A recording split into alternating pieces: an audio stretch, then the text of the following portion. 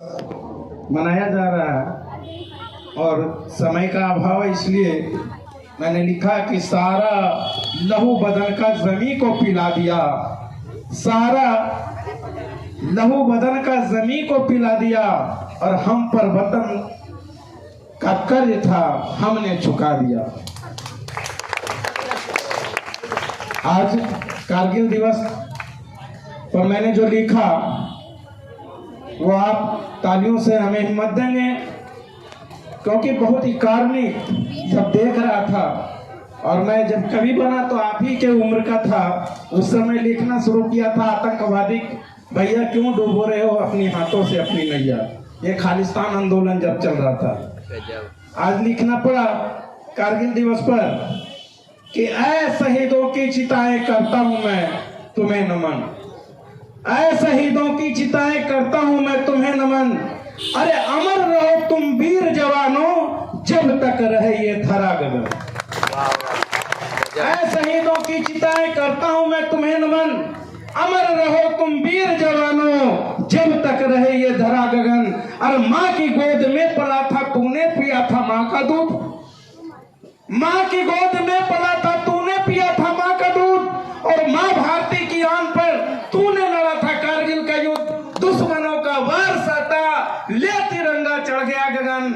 ऐ शहीदों की चिताएं करता हूं मैं तुम्हें नमन, करता हूं मैं तुम्हें नमन। और जब जो लड़ाई हुई थी हम जानते हैं, गुरिल्ले की तरह वो जिहादियों ने चढ़ बैठा था और कुछ हमारे जो मवेशी चराने वाले हैं उन्होंने देखा और सरकार को आगाह किया, तो पहले से था नीचे से जाना था। तो मैंने लिखा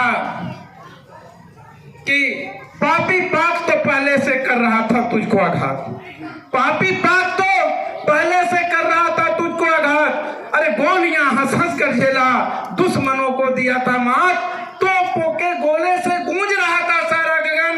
ऐ शहीदों की चिताएं करता हूं मैं तुम्हें नमन, करता हूं मैं तुम्हें नमन।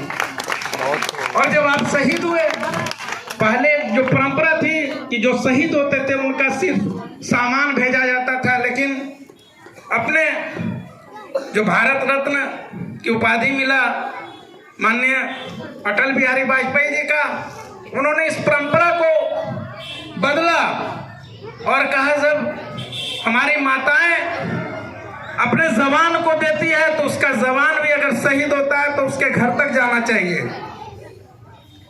तो मैंने लिखा कि तेरी अर्थी जा रही थी चढ़कर जवानों का जब कंधा, और तेरी अर्थी जा रही थी चढ़कर जवानों का जब कंधा, ओढ़ने को चादर मिला था शान भारत का तिरंगा, और सिसकियां तो दिल में दबी थी बह रहा था नैनों से गंगा।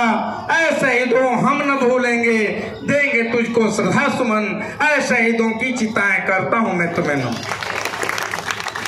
और जब 527 जो हमारे जवान शहीद हुए थे, वो जवान कहाँ के रहते हैं? गांव के, चूंकि किसान के बच्चे रहते हैं जो देश के लिए अपने प्राणों का न्यौछावर करने के लिए तैयार रहते हैं। ये टाउन के बच्चे नहीं जो कि कुत्ते को आगे आगे टहलाते हैं, वो देश के लिए दौड़ते हैं। अभी गांव की वादियों में जाइए तो 4 बजे सुबह से बच्चे दौड़ते हैं कि कहीं मैं भी अग्निवीर बनकर सेवा करूं। तो उसकी जो जा रही थी अर्थी, तो मैंने लिखा कि तेरी अर्थी, जब तेरी अर्थी गांव गांव में सज रही थी, जब तेरी अर्थी जा रही थी चढ़कर जवानों का जब कंधा, ओढ़ने को चादर मिला था शान भारत का तिरंगा, सिसकियां तो दिल में दबी थी बह रहा था नैनों से गंगा। ऐ शहीदों हम न भूलेंगे देंगे तुझको श्रद्धा सुमन, ऐ शहीदों की चिताएं करता हूं मैं तुम्हें नमन।